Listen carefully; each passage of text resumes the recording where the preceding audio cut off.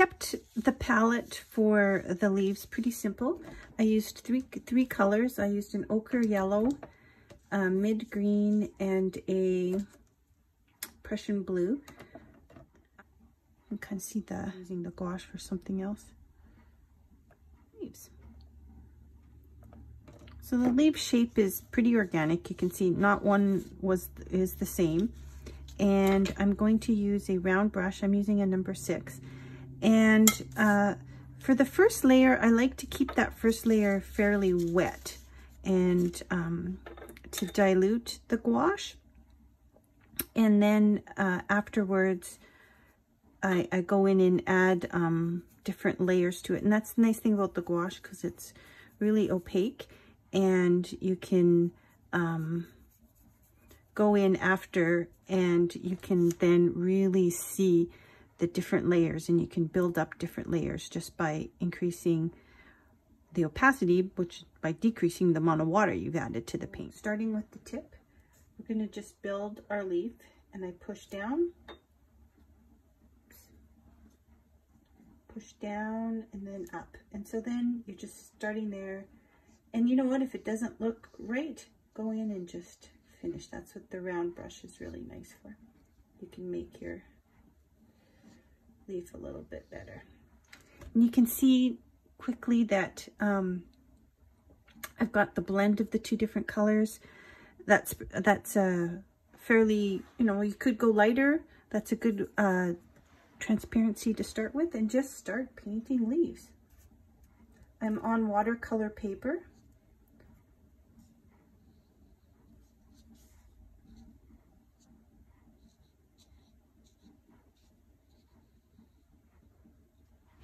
And, you know, if you want to add a little more color in there, you can go in and it'll pool. You'll get interesting effects by just going in and adding a more solid color while it's still damp, and it will pool really nicely.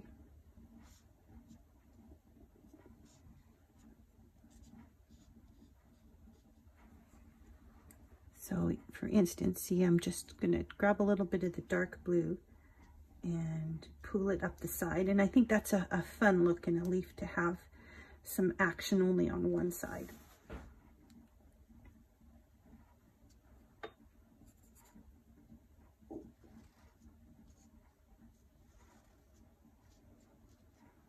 Okay, so that's basically your first level. And, you know, if you want to, the nice thing about the gouache is it can be you can rehydrate it. You can just, it may dry out, but you can go in and hydrate it with some water, add some water, and reactivate it. So go ahead and you build, the step 1 is to build the base layer of your leaf. You need to let it dry, and then you'll go in and add in more solid paint on top, making marks. I'm going to show you how to do this. So I'm creating the base, and I'm using fairly watered down leaf here, and I'm keeping it fairly wet. And then what I do is I go in with the darker blue sort of mixed with the green down here, and you're just letting the color bloom. Just using your brush, dotting it down, and you can see how it blooms and creates this variegated look on the bottom of your leaf. And I love how this dries, because it creates these really beautiful organic leaves. So that one, and over here on the side, all I'm doing is I've got my 3 colors, adding water, and I'm just sort of mixing them together. I think I like the mixed versions of my colors better than the solid versions. And so I don't really care if I have these streaks of color that are showing through that aren't really well blended, because I think that's what's giving my leaf a lot of character. So another sort of way to do it is to just let it bloom all the way up one side, just at the bottom. You can do a U. It dries it's really attractive when it dries. Okay, so our gouache is dry, and you can see we have some really beautiful lighter areas, some darker areas. And what we're going to do next is just go in and using the gouache, it's easy to rehydrate, but we're going to take a more some more solid paint. We're not going to take it where it's really watered down. And we're going to go in and do some mark making. And the easiest thing to do is circles. So you want the paint, you don't want it too fluid to make the marks. And the gouache is beautifully opaque, and it layers on top so nicely and makes it so simple to add marks. And you can sort of build on what's already on your leaf. So you can see I have a subtle line there, and I might just do some tinier dots in there. And this is where you get to just have some fun. And I've got the yellow on my brush here, so I'll just kind of keep going. Oh, too much there. You could do the dots. You could just brush in another line, and then we can go in after on top of this really opaque line with some black marker or more gouache or a white acrylic paint pen, and just build up your layers from there. And I think, the one look is to do the yellow on the yellow here. This one has some blue, so we can do the yellow on the blue, and that's a really strong contrast. So you can make a really big circle down here. So you can, that's really fun to do a really strong contrast. The navy works really well for the mark making as well. So the navy on top of the blue, really vibrant.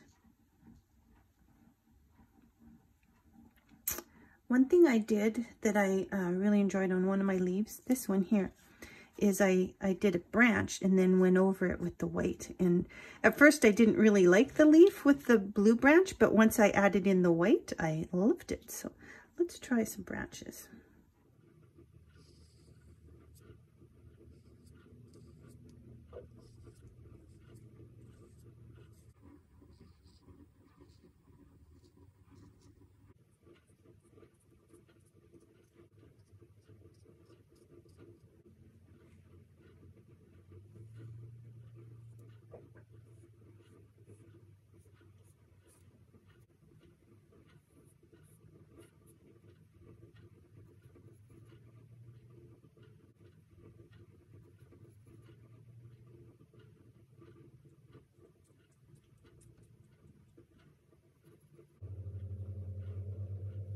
So now the fun part happens where we get to do some doodling.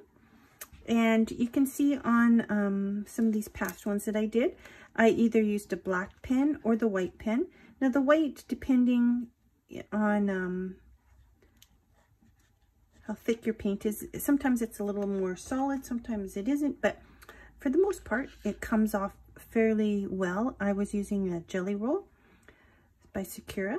And I'll just show you what I'm going to do. So you can, if you're using the white, you probably want to doodle on the inside of the leaf so that it shows up. Right, so you can see, and you may have to do a couple. And the end of your pen might get bunged up, so you're going to want to take a pause and clean it. So you can see when you doodle on the darker parts, it shows up well. And then you can draw circles around our mark making. On this one, the yellow circles sort of, the paint was wet underneath, so my yellow circles bled out a bit. But on this one, they've stayed more, more solid in their form.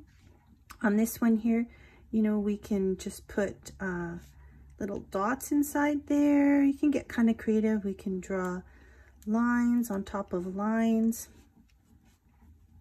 So you can have a lot of fun with the white. So here was my branch, and this is where I'm going to draw in the inside of the branch, and it really just changes the whole look of your mark already once you add that.